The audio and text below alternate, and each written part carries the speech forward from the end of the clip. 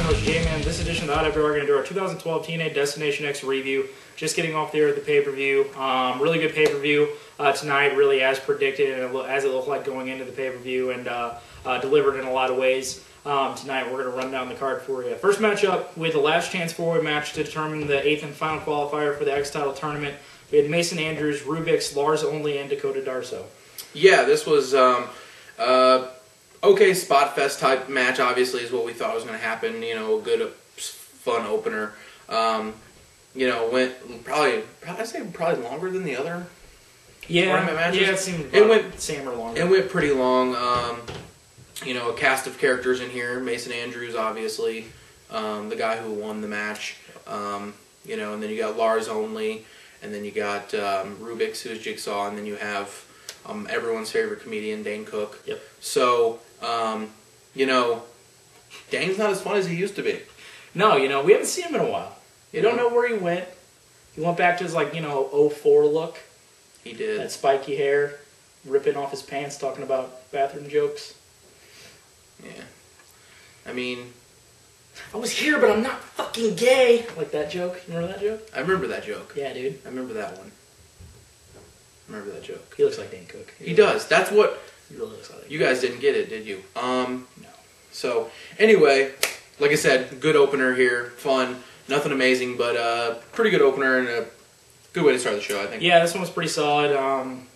Yeah, I mean, there's really nothing else you could say about that. You know, they had the guys that were defeated in the other qualifier matches go in here. I thought that was a good idea. And really, with this entire card, as we'll get to, as Ryan, you know, mentioned during this card, I mentioned during this card, just really well booked all around this entire card. And we'll get to numerous other things that was really well executed and well thought out. But yeah, this one just kind of, like you said, the little kind of spot fest kind of match. The guy, everybody got the little spots in. Rubix had a couple of good spots.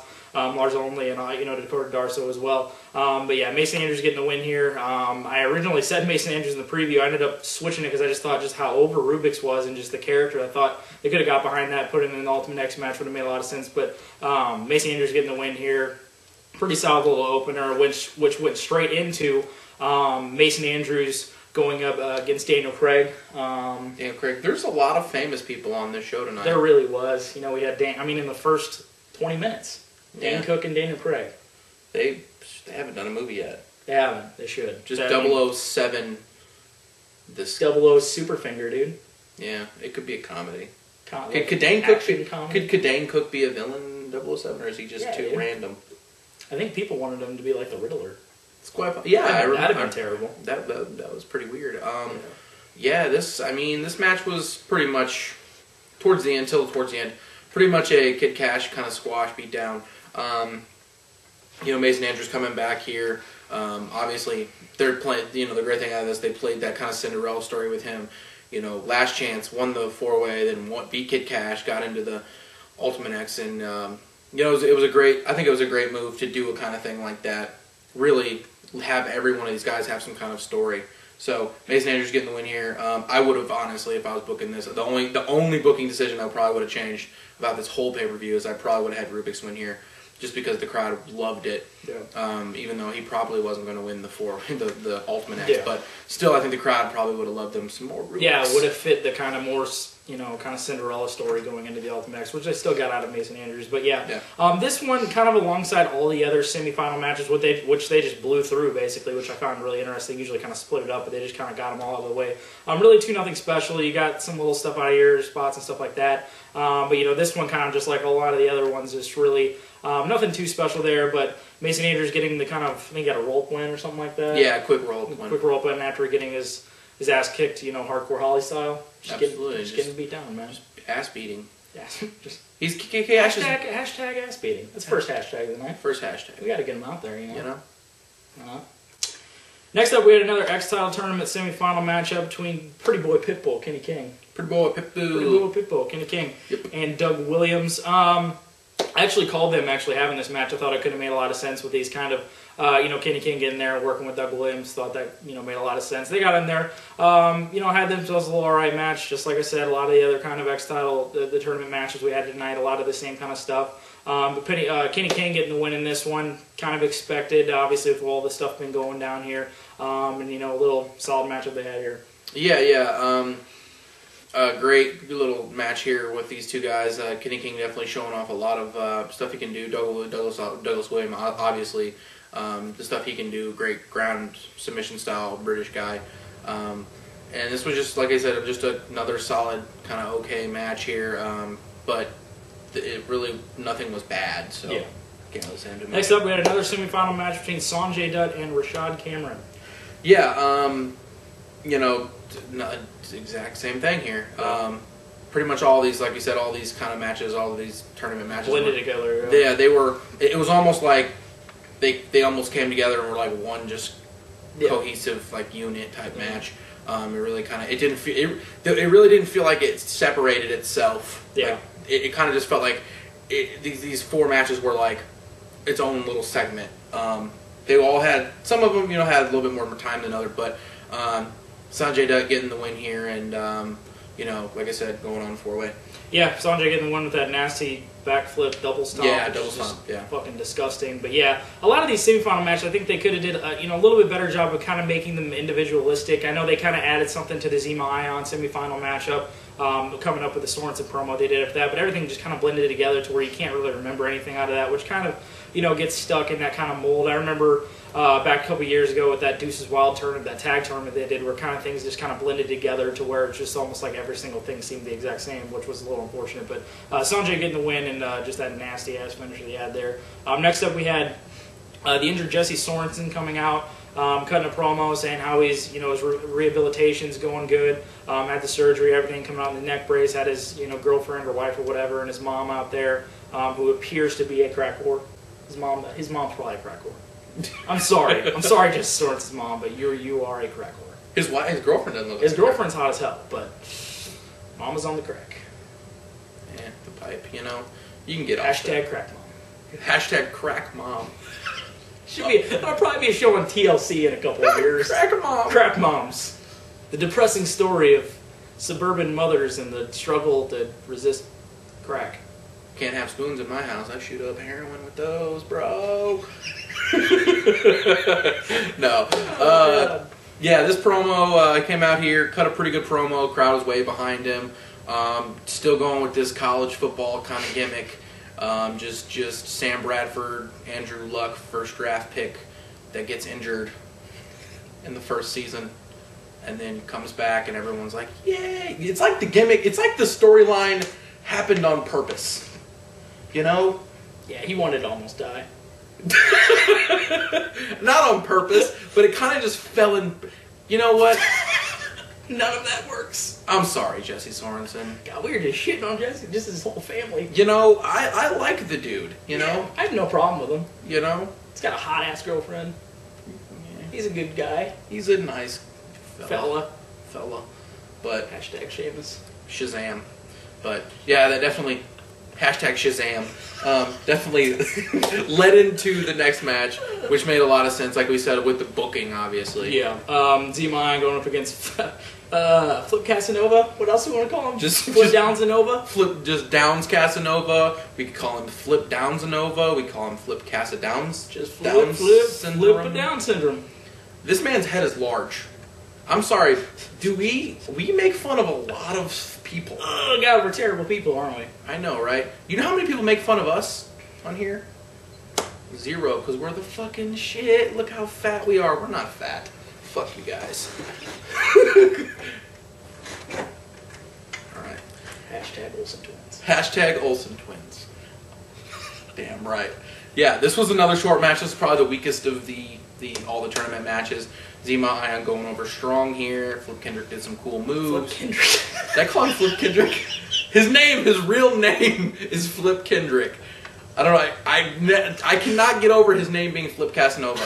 Who in their right ass mind decided to give him that last name? If he picked that name, wasn't that the guy's name from Mystery Men?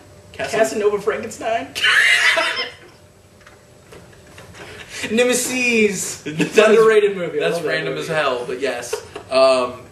Yeah, Zema Ion getting the win here, following the storyline.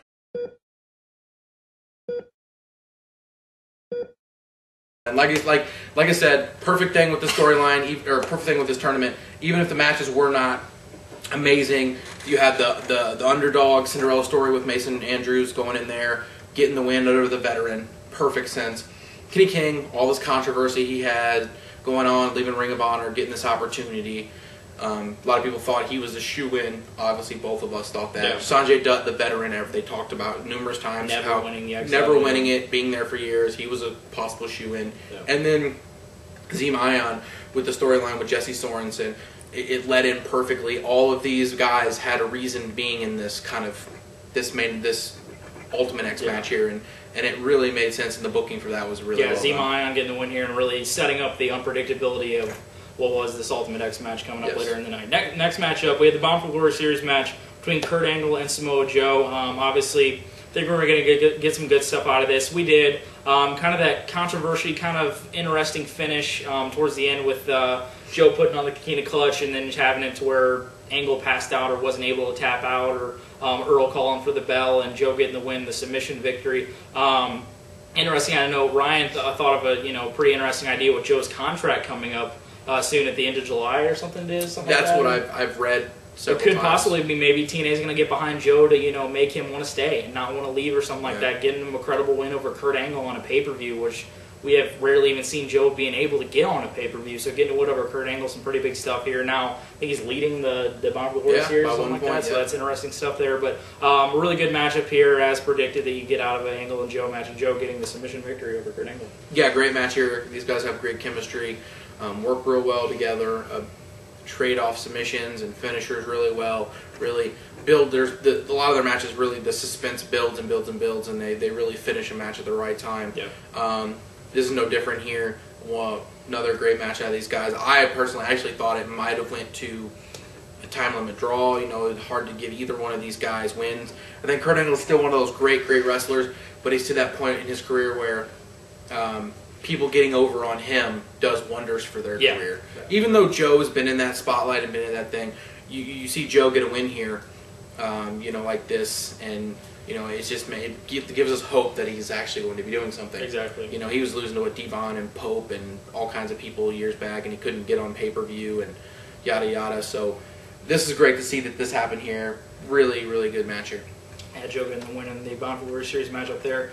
Next matchup, we had the last man standing match between the phenomenal AJ Styles and the Fallen Angel of Christopher Daniels. Yeah, this was great here as well. They really played, Daniels really played the heel, storyline up real well, jaw-jacking with the crowd, calling people pussies and bitches, and saying he had sex with their mother. Just fantastic stuff. He's always been a great heel. And really building this up, they really started off slow and really built. Into a great climax towards the end with several good spots, and finally the AJ Styles hit the Styles Clash off the ramp onto a table and got the win here. Daniels couldn't get up. Kaz came out and kind of did a little distraction. Wasn't a lot. It was almost kind of needed. It was like there just to be like, okay, we're still running this storyline. Kaz is still involved. We're doing this, but it wasn't anything huge. It wasn't something where you were like totally relay the whole match and be like, oh, I totally fucked it up. Barely any involvement, and really made sense and helped kind of the match a little bit. But great match here. Probably tie with the main event. Both matches were really good. As the best match on the show, so I would definitely say a great match here. Yep, AJ and Daniels producing greatness again, as predicted, as everyone could think that they would. These guys just... They're not afraid to bleed. No, they're not. They not both did. Solid blood work. And this blood work, is that even... That sounds like a shitty fucking... It is. It's a Jean-Claude Van Damme movie. It's actually a shitty Clint Eastwood movie.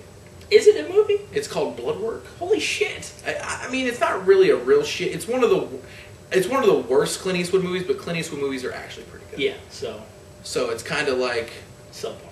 I don't know, Yeah, just Clint Eastwood line of the night, Hashtag Clint. No one even catch that. What the fuck's that for? It's Clint Eastwood, dude. It's just Clint, though. That's a weird name. God damn. I couldn't have nobody call me that. What's up, Clint? I hate that name. God, I feel like I'm out on the plains. That and just Wesley. That's pretty bad, too. Yeah. AJ and Daniels, again, like I was saying, going out there and just doing what they always do, just putting on another, amazing matchup, and AJ Styles producing yet another amazing spot, another amazing moment with that fucking Styles Clash that he did to Daniels. We were just thinking, like, God damn, is he going to Styles Clash him right now? And he did, and kind of brought back memories of the Styles Clash he did to Homicide in that Tag Team Ultimate X match back in like 06. I was thinking his match against Abyss at Lockdown. Didn't he do a Styles Clash to Abyss off a top rope in a cage match or something?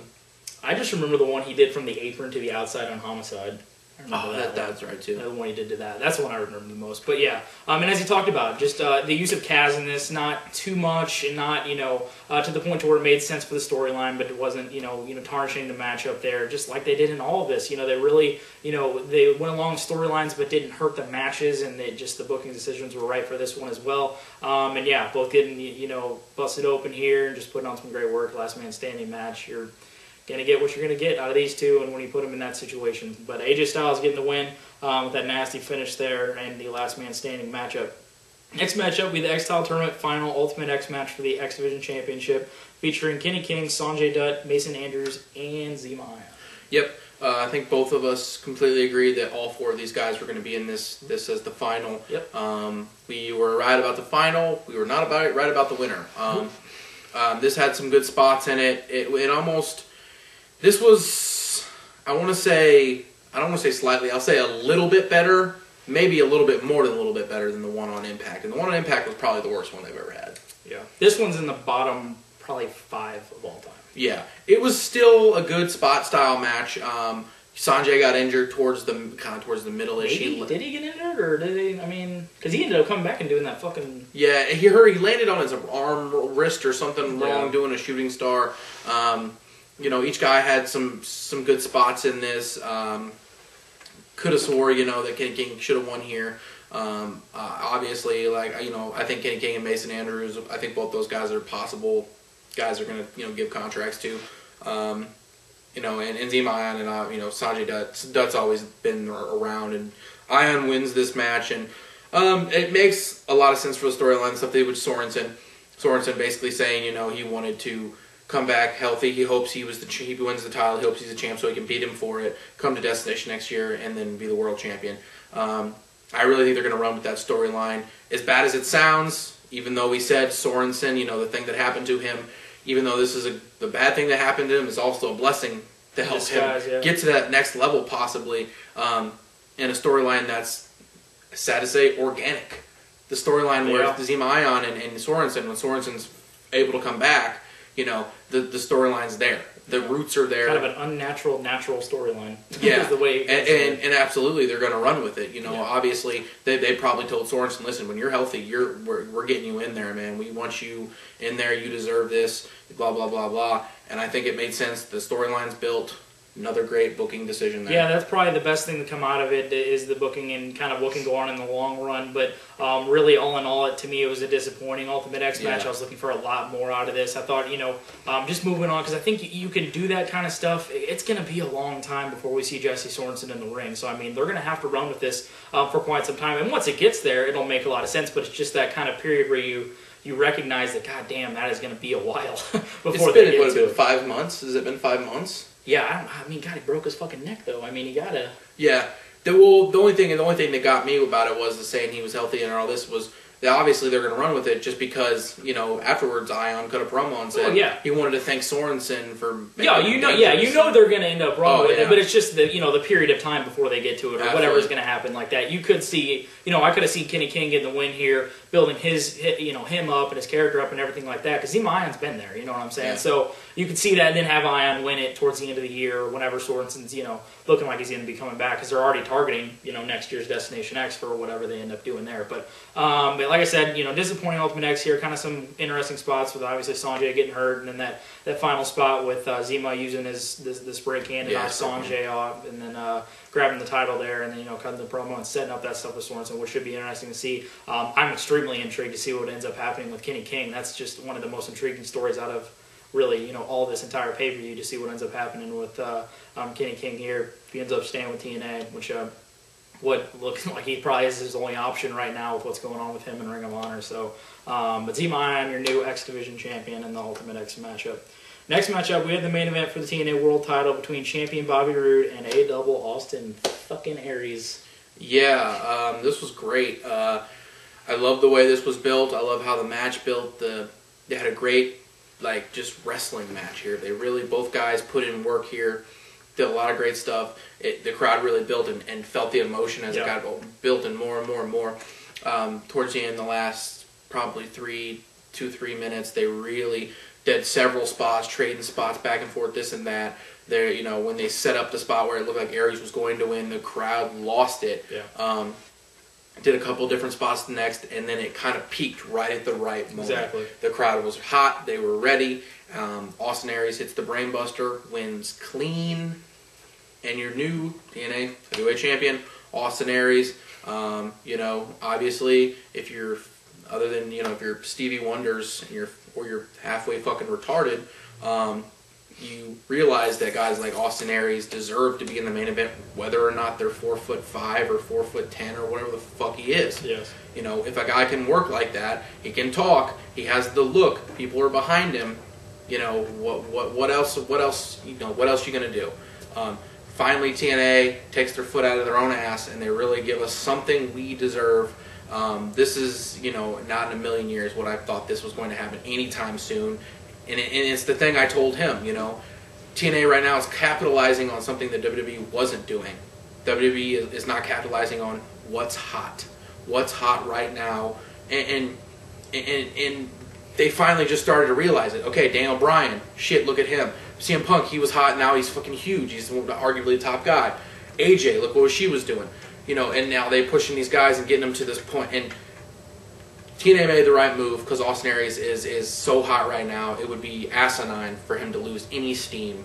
And I don't know what they do here. I hope this is not a case of he loses the title in 2 months. I would love to see him go on to Bound for Glory and maybe face, you know, another one of these guys that wins this Bound for Glory series. Because in all honesty, well, the one thing that people love about wrestling is the unpredictability. And for several years, the predictability of things happening has been just unparalleled. You could just pick this guy winning or that guy winning, this blah, blah, blah, blah.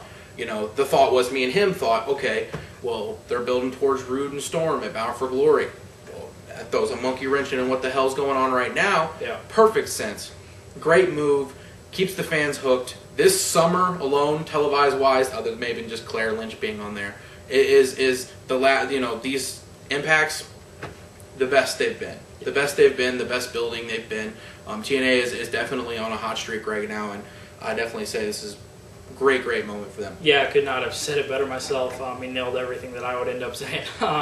Yeah, just like I said, just the match portion of it, like he said, everything just peaked at the perfect time. The crowd was there, the in-ring work was there. They were both, blending both the kind of styles that they have into something that worked out to be really great. And just that ending where just the crowd was all over it and wanting to see it, and the kind of the sneaking around to try and hint at a pin here or pin there, and they finally have him hit the brainbuster and get the clean finish. Like he said, never in my wildest imaginations would I've looked back, a year ago when we were saying that Austin Aries was winning that 4-way to get a TNA contract. Then a year later, Destination X, he'd be winning the fucking TNA World title. Amazing. Just like Ryan said, there's not too many more people deserving in the wrestling world. Austin Aries is just flat out one of the best in-ring performers that we've seen in the last 10 years in the wrestling business. He's phenomenal. He's outstanding, and he deserves everything that he's going to get. And like Ryan said, I hope it's not one of those turnaround, end up dropping it quick thing. They need to keep it on him, and like you said, striking when the iron's hot. He's the hottest thing and has been for months now in TNA, and just roll with it. The crowd's behind him. They fucking love him. He's got charisma out the wazoo. His character's great. Everything's there. And just like it was for Bobby Roode, we have to mention Bobby Roode here with the outstanding title run he had. I know all the cheap bullshit wins that they had him get, and he couldn't get anything clean. He still ended up being the longest TNA World Champion in history. So outstanding run for Bobby Roode. These guys both went in there and produced an outstanding matchup and a great ending to this pay-per-view. The confetti was flying, and Austin Aries winning the world title here, and just like you said, with all of TNA, everything right now they're clicking. As soon as they turned to live, I knew that it's just what you got to do when you're a wrestling promotion. You got to be live, you got to be unpredictable, you got to be changing stuff all the time, and you got to keep everybody on their heels to see what's going to be happening. In the long run of your company, you can't just keep doing the same stale ass shit. You got to keep everybody interested to see what's going to happen. I'm extremely intrigued, like you said, with you know, what we thought could have been happening going into the Bound for Glory series with Storm and Rude looking like it was heading that way. Now, who fucking knows what's going to happen? We could have a lot of numerous different, you know, possibilities of what's going to be going on here. But I'm super intrigued. You know, well worth it. Thank God, you know, that we're getting to see this, because you know, we're two of the biggest Austin Aries fans there is, and we've been promoted since, you know, the day he came into this company, of just how great that, you know, you people are finally starting, the guys that, you know, the people out there that have not seen Austin Aries before, you're starting to open your eyes and see just how great he is, and it's now come to fruition to where he's the TNA World Heavyweight Champion. Outstanding stuff. And this will now wrap up our 2012 TNA Destination X review. For my partner Ryan, I'm your host J-Man. Thank you for watching another edition of the Instant Wrestling Report, your source for wrestling news, information, opinions, and stuff. This is a